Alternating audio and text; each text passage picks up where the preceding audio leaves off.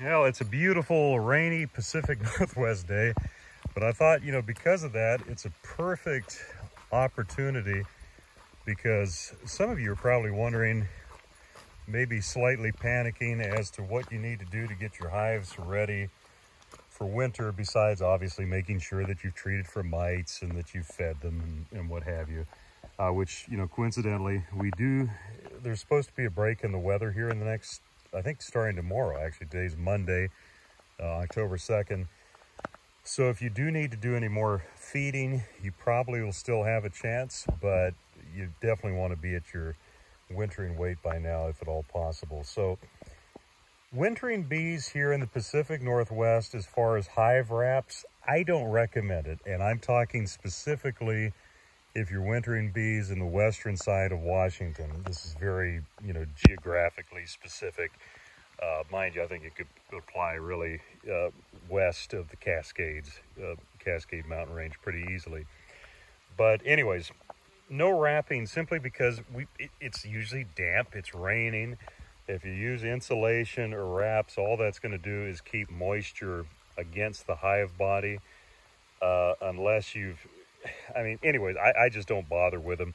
If you go back to a series that I was doing a couple of years ago titled Following a Nuke Through a Season, you'll see that actually I just wintered the hives exactly like this, and they were fine. The biggest thing, the most important thing, if you're wintering your hives up here for the winter, because these ones here are all going to California the beginning of January, but even if I was wintering these here, the only thing I would make sure of is that the lid is watertight, as in water can't seep through and drip right on the cluster of bees. You just don't want that.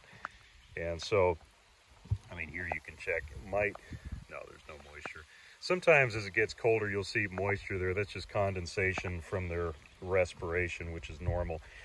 But anyways, so if you've got a telescoping lid with the, the steel, not the steel, whatever, they put that metal over the telescoping lids. If you have that, you're set up, you're golden.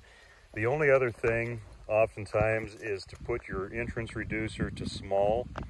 You can actually, like for these here, these are pallets, and so you can see it has a pretty wide entrance. Once again, we don't do anything because the bees go down to California, but I wintered bees here exactly like this on pallets. And all you do, if you want to do anything, is get 1/2-inch hardware cloth, which is kind of like chicken fencing, but it's called hardware cloth. You can, if you do 1/2 inch and you put that across the entrance, what that'll do is it allows the bees to come back and forth to go, but it keeps mice out. And really, if I'm being honest with you, because, every once in a while you just have to be. It's a weird expression, isn't it? If your hives are healthy and you aren't in extreme cold, you shouldn't have to worry about mice being active. If it's a good sized cluster, good healthy bees, our winters are mild enough to not really have to worry about a mouse issue. But if your hive is a smaller cluster, their health has already been, is already being affected by something, then you definitely want to, have that mouse protection. And no doubt, over the years, I've lost tens of thousands, no exaggerate, tens of thousands of dollars worth of equipment to mice damage. So doesn't hurt to protect yourself from it. But that's really the two things. The other thing, if you do have wood lids and you're, kind of paranoid about moisture getting through, what you can do is take like 4 mil plastic, take a heavy-duty contractor garbage bag, or take an old tarp, and cut out a piece that overlaps the inside. Here, let me go to a dead out to kind of explain this. That's supposed to be a dead out. Well, hey, there's a surprise. Gee, it's always great when you go to a dead out and they're not really dead. Okay, here we go. Here, this one.